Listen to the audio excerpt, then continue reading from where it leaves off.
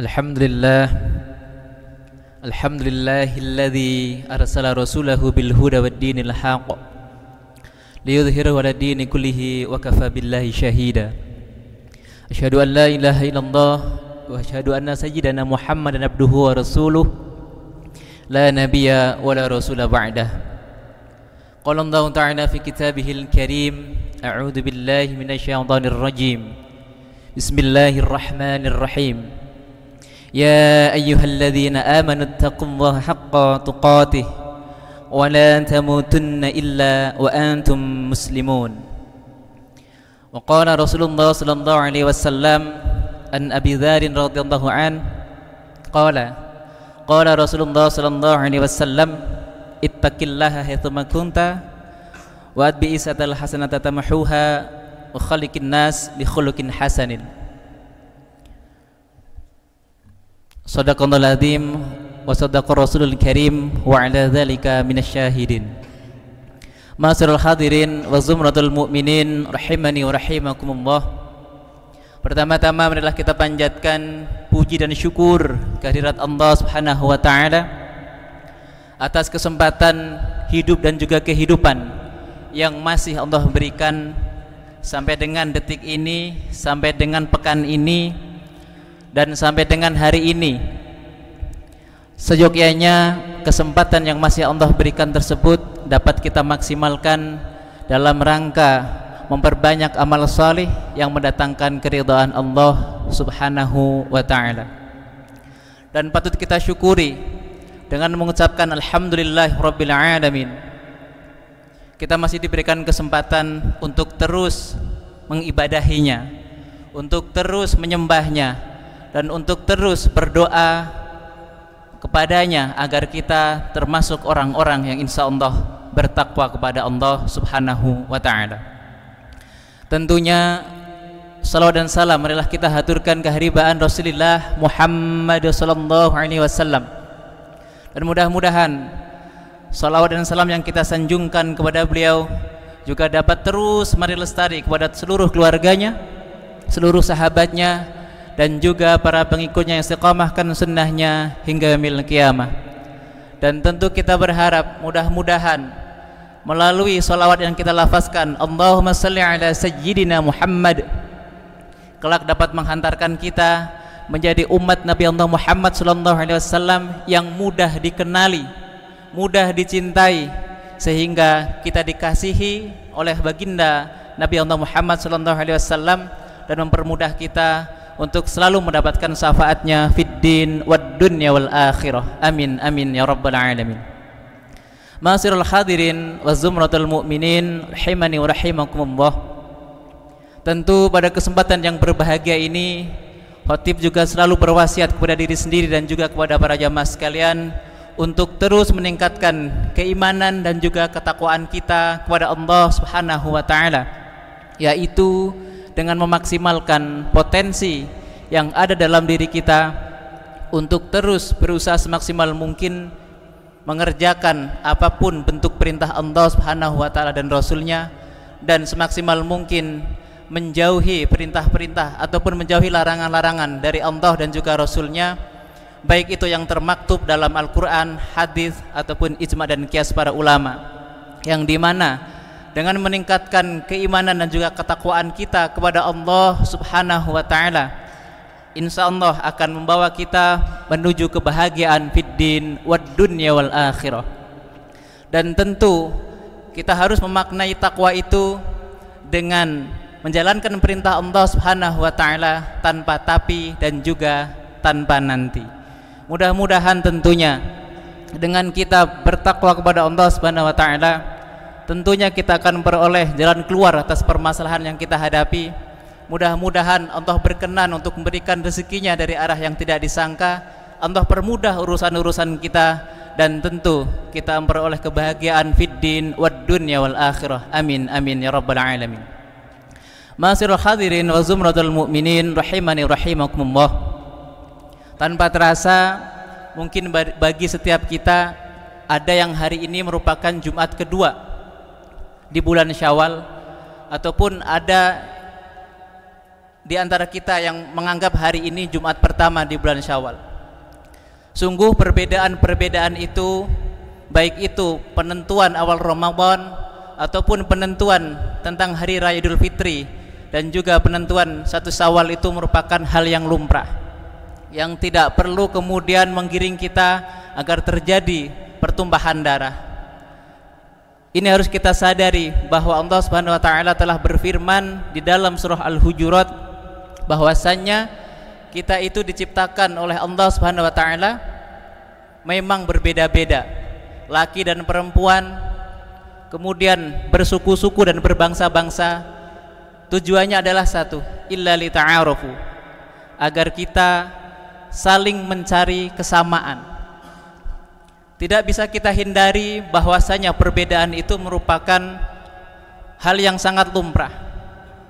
Bahkan tidak dalam satu bangsa, bisa jadi dalam satu keluarga, satu pekerjaan, ataupun satu teman sepergaulan, itu tetap ada yang namanya perbedaan.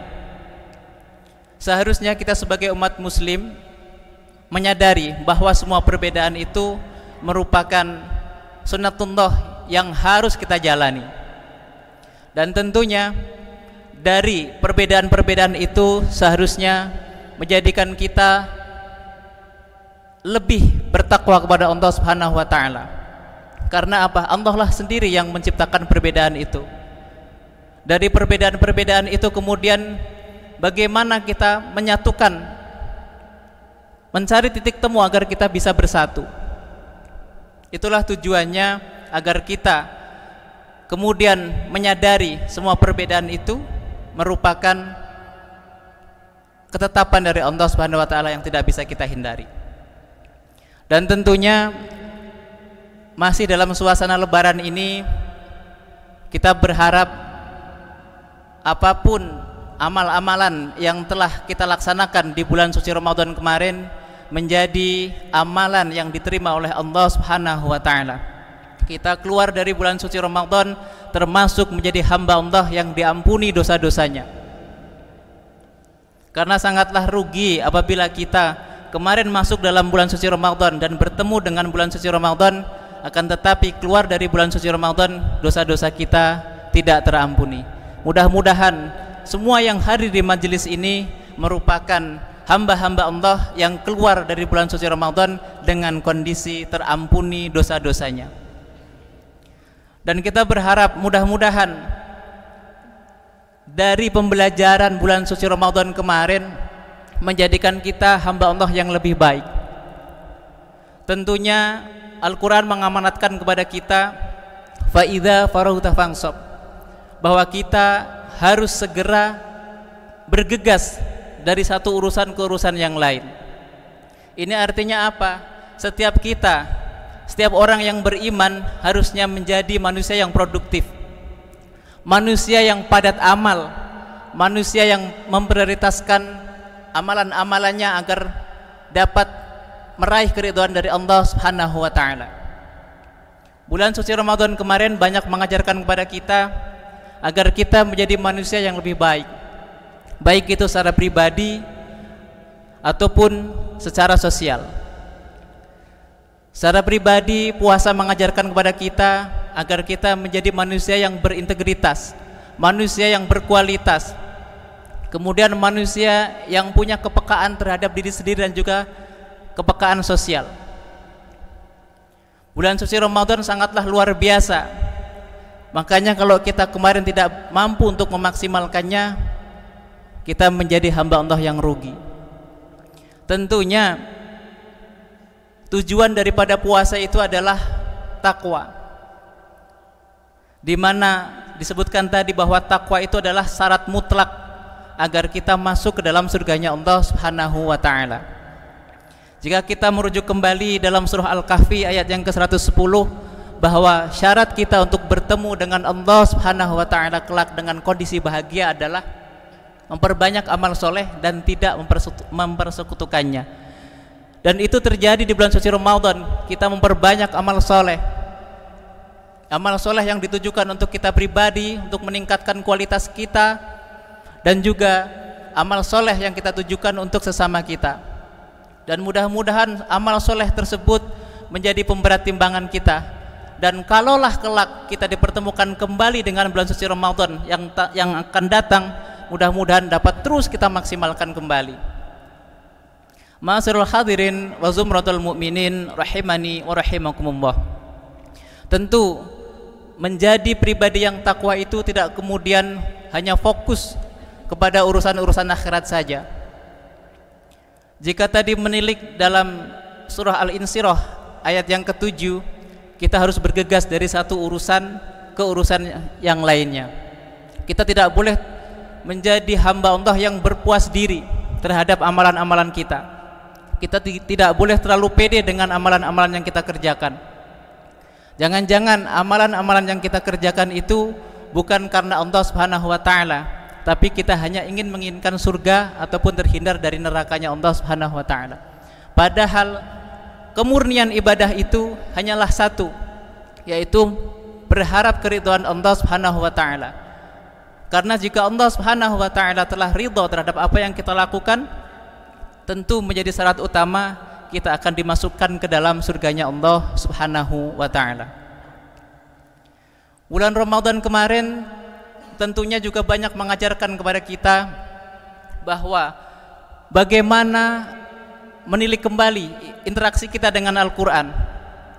Apakah kita termasuk orang-orang yang khatam 30 juz, ataukah kita yang kemarin biasa-biasa aja, ataukah justru kita tidak khatam sama sekali atau tidak baca Al-Quran sama sekali.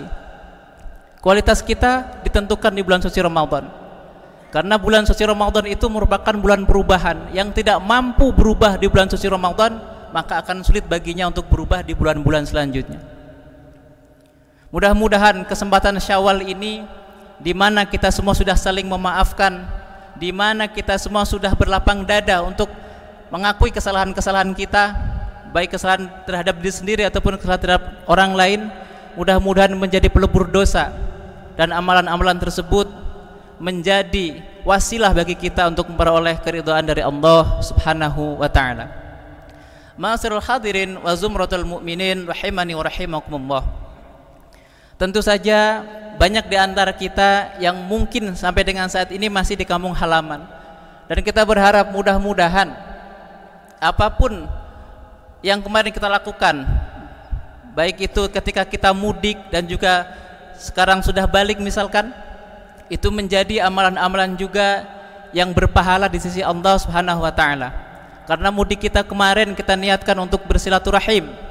Mudik kita kemarin kita niatkan untuk berziarah, dan mudik kita kemarin tentunya kita niatkan untuk saling mendoakan.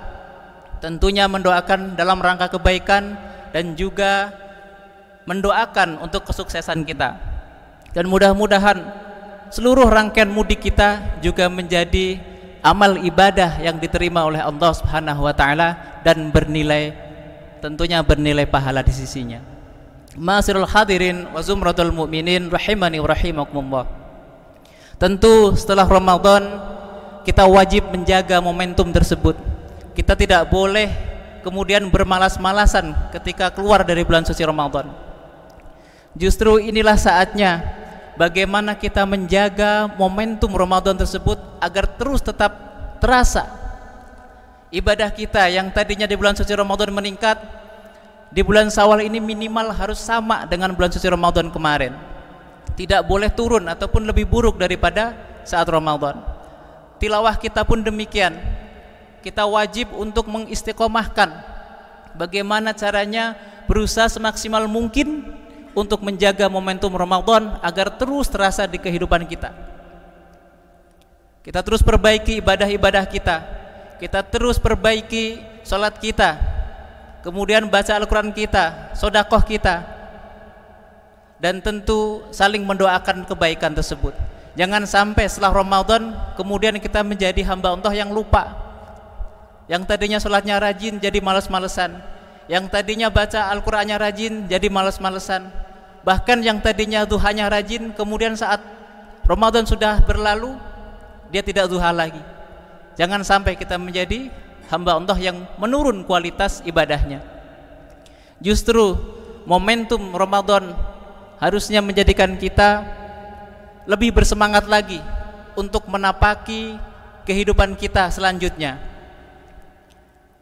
untuk menapaki bulan-bulan setelah Ramadan. Kita harus meningkatkan kualitas ibadah kita, minimal harus sama dengan apa yang kita lakukan ketika bulan suci Ramadan.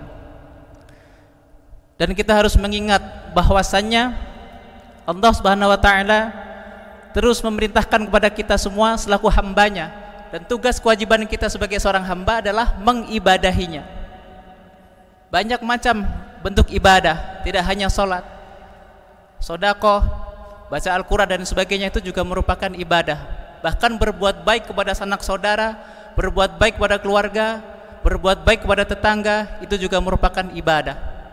Momentum ini harus kita tetap jaga. Jangan sampai kita keluar Ramadan dan masuk ke Syawal seolah-olah menang karena kita sudah tidak lagi puasa. Bukan. Kemenangan yang hakiki adalah ketika kita memperoleh ampunan dari Allah Subhanahu wa taala dan juga mendapatkan maaf dari sesama hamba.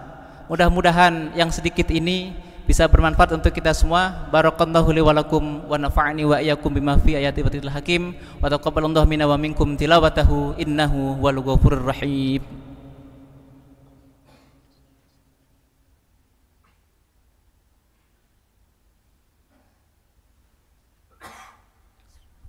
Alhamdulillah, alhamdulillahilladzi hadana li hadza wa ma kunna linahtadiya lawla an hadana Allah.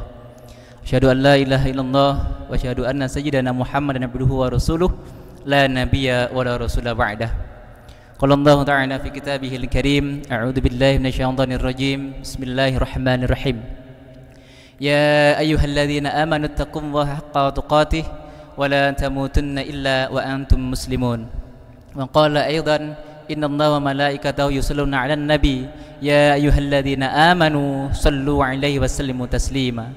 Allahumma salli wa sallim ala sayyidina Muhammadin an kulli sahabati Rasulillah ajma'in. Allahumma ighfiril muslimina wal muslimat wal mu'minina wal mu'minat al ahya'i minhum wal amwat innaka sami'un qaribun mujibud da'wat wa yaqadi al hajat wa yakafil muhimmat wa yadafi'al balayat wa yashafi al amrad.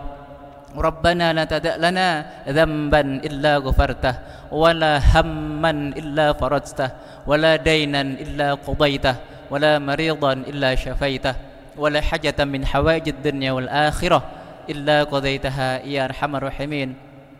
Rabbana taqabbal minna salatana wa siyamana wa ruku'ana wa sujudana wa tamim taksirana ya Allah bi rahmatika ya arhamar rahimin. Rabbana atina fid dunya hasanah wa fil akhirati hasanah wa qina adzaban nar. Ibadallah, innallaha ya'murukum bil adli wal ihsan wa itaa'il qurba wa yanha 'anil fahsya'i wal munkari wal baghi ya'idukum la'allakum tadhakkarun wa la dzikrullahi akbar.